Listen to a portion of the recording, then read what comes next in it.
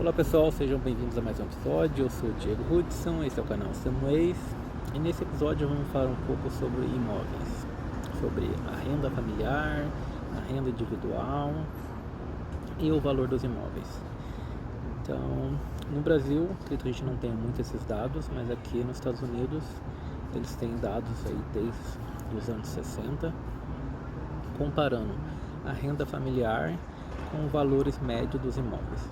Então, só para você ter uma ideia de quanto ficou mais custoso ter um imóvel, lá nos anos 80, um imóvel médio, aí, vamos dizer, aí, 3 quartos, 2 banheiros, em torno aí de 1.500 square feet ou 150 metros quadrados, custava em torno de 3 a 4 vezes a renda familiar da época. Então, o que isso quer dizer? A renda anual. Então, a renda anual na época, um exemplo, sendo da família $20 mil. Então, aquele imóvel custava ali em torno de 60 a 80 mil dólares, 3 a 4 vezes a renda familiar. Chegado ali próximo a 2008, 2009, esse número já aumentou, passou ali a ser em torno de 5 a 6 vezes a renda familiar. Então, e agora, pós-pandemia, estamos aí em torno aí de 7 a 8 vezes a renda familiar. Então, a renda familiar média nos Estados Unidos está em torno aí de 70 mil dólares. Ou seja, um imóvel aí está custando 7 a 8 vezes mais do que a renda familiar. Então, está muito alto o valor dos imóveis. Isso impacta no valor do financiamento, do mortgage, no valor do aluguel. Então, cada vez mais parte do dinheiro, do tempo de vida que a gente utiliza para trabalhar, vai para a moradia, independente se você está alugando ou se você está, de fato, pagando um financiamento, comprando aí junto com o banco, que a gente sabe que só vai ser nosso quando a gente termina de pagar. E aqui nos Estados Unidos, você deixou de pagar, rapidinho o banco vai lá e toma a propriedade de você e você perde aí boa parte do que você já pagou. Então, esse aí é o que acontece com a inflação, a maneira que o governo tem de fazer o dinheiro valer cada vez menos e com isso ele consegue rolar suas próprias dívidas. É um assunto um pouco mais sofisticado. Isso é uma estratégia, na verdade, do governo para poder aí diminuir a tua dívida com o povo.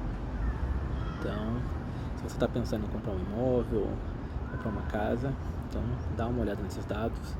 Nesse momento as taxas de juros estão muito altas, acredito em todo mundo. Aqui, historicamente, eu acho que é a taxa de juros mais alta aí dos últimos 25 anos nos Estados Unidos. A menor taxa aí foi aí em torno da pandemia, que chegou aí menos de 3%, e agora está em torno de 7%, então mais do que o dobro. E isso dá uma diferença gigante na questão aí do valor do financiamento. O valor ali acima de $1.500 aí por mês de diferença. E que a gente vê que cada vez mais eles estão esticando o tempo do financiamento para poder caber dentro do orçamento da população. Então, se a gente pega lá atrás, financiamento aí de 15 anos, passou para 20, depois para 25, 30 anos, já estão oferecendo aí financiamento de 35, e eu acredito que no Brasil até de 40 anos para financiamento de imóveis. Então é uma maneira de fazer parecer que, olha, está tudo igual, nada mudou. Não, você está cada vez mais consumindo o teu tempo de vida para poder pagar uma propriedade. Então, se a gente analisar o tanto de terra que existe nesse mundo, estamos aí agora com cerca de 8 bilhões de pessoas. Então, e a galera não está mais tendo filho, então essa proporção não vai continuar crescendo da maneira que estava crescendo. Então, não é um problema que a gente vai passar, nossa geração, mas acredito que 2, 3 gerações vai encontrar também um problema diferente na relação aí de propriedades, acredito. O Japão está sofrendo um pouco com essa situação no momento. Algumas regiões do Japão têm muitos imóveis abandonados porque não tem herdeiros para poder ir lá assumir e cuidar do imóvel, e também certas regiões não tem demanda de compra. Então vai ter regiões que sempre vai ter gente querendo comprar e ir para lá, e regiões que vão acabar ficando abandonadas. Mas isso aí é uma coisa para as próximas gerações. Não acredito que não é a nossa geração que vai acabar tendo que lidar com essa situação. Mas a nossa situação é entender como que os governos e o banco acabam esticando os prazos para que as pessoas continuem comprando e pagando esses valores absurdos nas propriedades. Lembra, tudo que a gente faz, compra, a gente paga com tempo de vida. E a vida a gente só tem uma. Então vamos fazer valer aí o nosso esforço, o nosso dia a dia de trabalho, para que possamos salvar dinheiro, fazer boas escolhas e não aí se arrepender aí de más decisões. Continuando aí depois de alguns problemas técnicos. Então, feita essa leitura de cada vez que vai passando as décadas, adquirir uma propriedade, um imóvel, acaba sendo uma coisa mais custosa, levando mais tempo de vida. Então, acredito que quanto mais consciente da situação, talvez a gente possa reverter isso de alguma forma, para tomar menos tempo de vida. Acredito que talvez 4 anos aí de salário médio das famílias seria, acho que mais do que ok, mas já estamos aí 8 vezes. Diz aí nos comentários, no Brasil, quantas vezes você acha que a propriedade aí familiar está custando, baseada aí na renda anual da família média, considerando, né, a pesquisa que vimos aí recentemente, que 70% das pessoas aí recebem menos aí de 2 salários mínimos por mês. Então, fazendo aí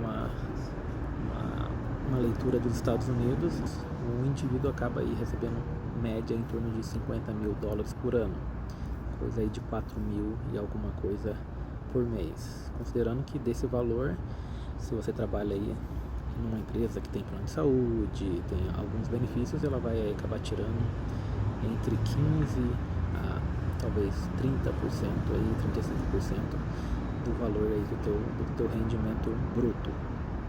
Então esse valor aí acaba reduzindo bem. Pode colocar aí uma média aí de 20% a 25% de redução. Então desses 50 mil, a gente acaba reduzindo aí em torno de talvez 10 mil anuais. Acaba baixando consideravelmente. Mas 50 mil é média, então tem gente que está acima da média e tem muita gente aí que está abaixo da média. Então é muito comum aí você encontrar pessoas que trabalham, que o pessoal às vezes fala, não, que todos os trabalhos aí que ninguém quer, os estrangeiros fazem. Não, você acha que todo mundo tem o sonho de trabalhar no McDonald's aqui nos Estados Unidos, trabalhar numa loja de supermercado? Não, são trabalhos comuns que precisa ser feito e as pessoas fazem, muitas delas são nativos. E os salários são salários comuns aí de $2.500, $3.000, mas como base aqui vocês podem ver, são tabelados. Entra no site dessas empresas, você vê que a empresa oferecendo $14 a hora, $17 a hora, $20 a hora. E aí sim, quando o serviço é um pouco mais, vamos dizer assim, mais sofisticado, precisa de uma habilidade a mais, tipo uma carpintaria, uma pintura, que são serviços que você tem que ter uma habilidade, ou um serviço de escritório, parte de tecnologia, que existe um treinamento que leva mais tempo, sim, esses trabalhos acabam pagando um pouco mais. Mas geralmente trabalho de base, aquele trabalho que pode ser ensinado talvez em 2, 3, 5 dias, uma semana, esses são os trabalhos aí que são os mais comuns, o que mais existem, que acabam pagando os menores valores. Então, deixe aí nos seus comentários o que vocês acharam desse vídeo, e vocês também compartilham desse pensamento que 8 vezes aí o salário médio anual acaba sendo um valor absurdo, considerando que no Brasil isso aí seja um salário, 70% das pessoas, dos indivíduos no Brasil fazem aí, não sei, menos de 25 mil reais por ano. Então deixa no comentário. Eu sou o Diego Hudson, esse é o canal Samways e nos vemos no próximo episódio. Muito obrigado. Muito obrigado aí para quem ficou para os pós-créditos. Vou mostrar aqui para vocês toda a estrutura, a equipe. Então, olha aí, pessoal. Aqui no meio da rua, praticamente agora 9h30 da noite, na frente aí de uma biblioteca. Uma bikezinha elétrica passando. Então, muito obrigado e até o próximo episódio.